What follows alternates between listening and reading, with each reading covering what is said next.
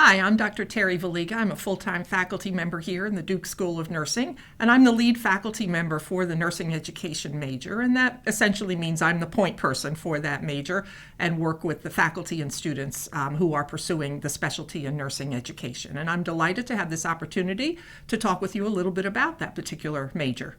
The nursing education major is 40 credits of graduate work. It includes the MSN core that is required of all students in our master's program. It includes a clinical component, not to prepare you as a clinical specialist or a nurse practitioner, but to strengthen your foundation related to clinical practice and pathophysiology and so forth, because that is what you will be teaching as an educator. And then there is a very strong education component.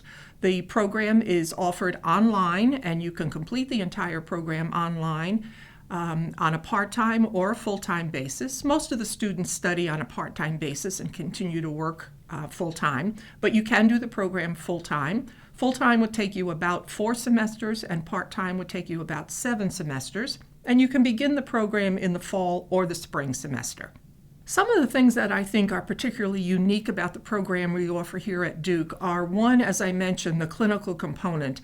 In many programs, there are a lot of courses about teaching and learning, but there really is not a great strength in what you will be teaching, and that really is the clinical courses. So we have a pretty strong element of the program that has to do with advanced assessment skills, pathophysiology, advanced physiology, and pharmacology. And we also have 2 courses that really provide an overview and an update for the education majors about the major health problems, the latest trends in managing those health problems, great resources to go to find the most up-to-date information, which is where you will be going when you have to teach about diabetes or heart disease or whatever it happens to be. And then we also have a 1-credit clinical experience where the students use that as an opportunity to extend and expand their own clinical practice. So, for example, if you've been working in the ICU and you're very comfortable in that area, that's great, and you will bring that experience to your teaching.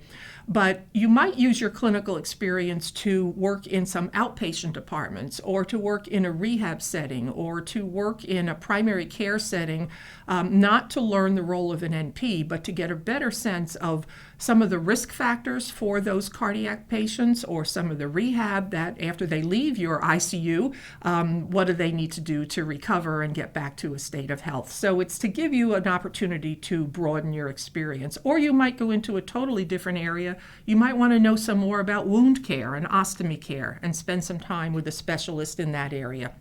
So it's, again, not to prepare you as a clinical specialist or an NP, but to strengthen the experience that you would bring to your teaching. The other thing that I think is very unique about our program is that we have built the education courses around the 8 nurse educator competencies that have been developed by the National League for Nursing. So we are very deliberate in helping to prepare you for all of those competency areas, which would help you be a better educator, but also help you be prepared for the Certified Nurse Educator exams, should you choose to take that exam.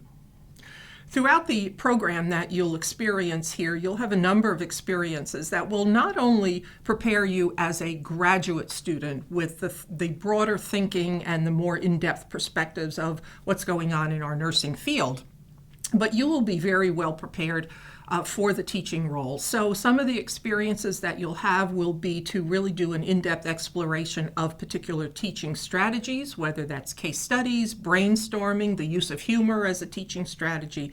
You'll have an opportunity to develop or critique a curriculum, to look at the big picture of what happens in education to bring students to the point of graduation and preparation for moving into a nursing role. You will be constructing test blueprints and writing items, multiple choice items for a test that could be used. You'll do item analyses, which are all things that educators need to do, whether that's in an academic or a staff development setting.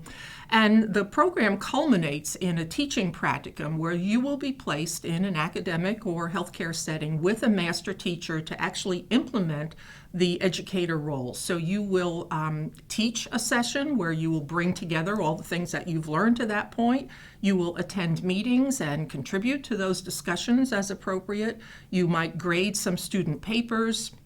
You will go into the clinical setting with students and work with them as they provide patient care, give them evaluative feedback on their practice. All the things that faculty do, you'll have an opportunity to do in that setting. In the staff development setting, you might go to budget preparation meetings because staff development educators have to worry about that, whereas faculty don't really have to do that so much. So that practicum will be a wonderful culminating experience to bring all the pieces together and help you make the transition to the educator role when you graduate.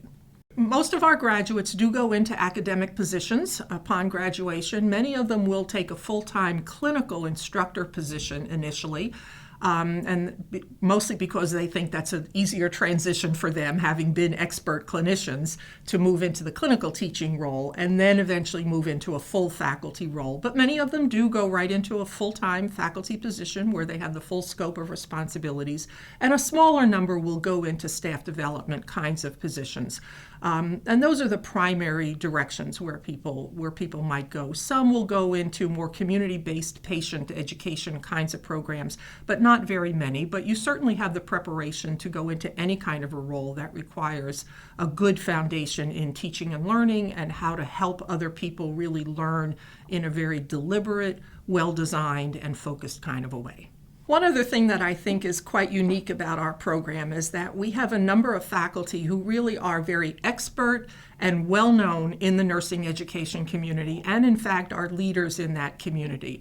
So as faculty, we bring a great deal of richness and experience and networks to our classrooms and our online environments and our interactions with students. And I know you will be reading some of the things that faculty who are now here have written, either recently or in the past, and we are very fortunate to have that kind of a collection of faculty to really help you develop as an educator yourself.